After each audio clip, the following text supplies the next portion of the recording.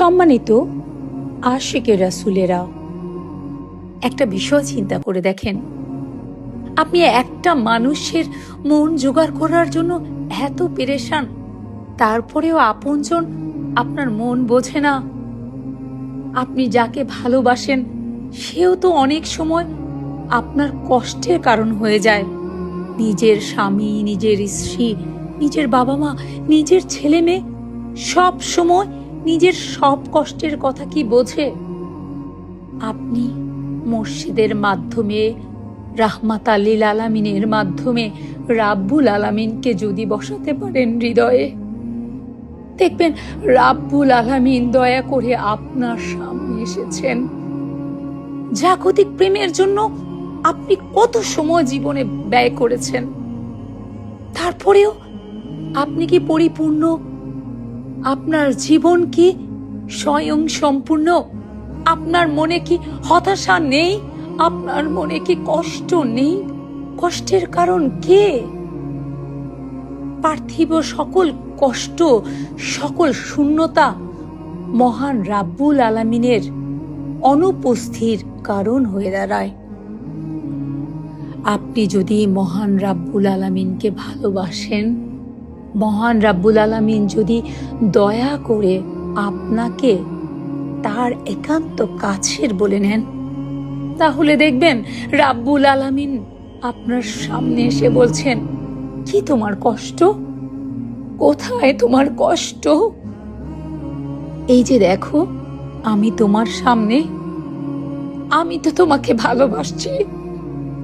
পৃথিবীর কেউ তোমার হোক আর না হোক, দুনিয়ার মানুষ তোমার কষ্ট বুঝুক আর না বুঝুক, আমি তো তোমার রব, আমি তো তোমার প্রভু, আমি তো তোমার লালন কর্তা, পালন কর্তা। আমাকে একটু ভালোবেসে দেখো, আমাকে একটু ভালোবেসে দেখো, আমাকে একটু ভালোবেসে দেখো, একবার আমার হয়ে দেখো, একবার আমার জন্য সব কিছু স্যাক্রিফাইস করে দেখো। আমি তো তোমাকে ছেড়ে যাব না, আমি তো তোমার দূরে নয়, আমি তো তোমার নাফসির মোকামে বিরাজ করি। বান্দা, তুমি কি আমাকে দেখো না?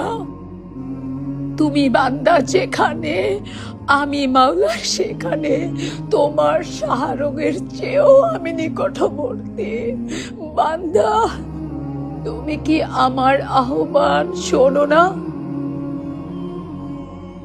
যদি রাব্বুল আলামিনকে এভাবে দেখতে পারেন, রাব্বুল আলামিন সেই নূর তাজাল্লা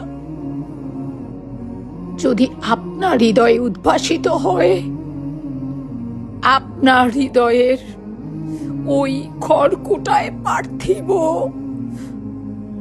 কষ্ট, হতাশা, অসুস্থতা, বেদনা ধুয়ে মুছে সাফ হয়ে যাবে যদি ওই হৃদয়ে রাব্বুল আলামিনের ভালোবাসার জোয়ারের ফুলগুধারা আপনার হৃদয়কে প্লাবন করতে পারে।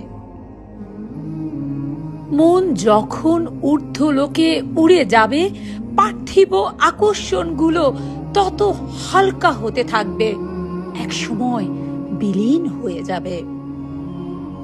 ঐশী প্রেমের অতুল সাগরে এখনো তো মন ডুব দেয়নি।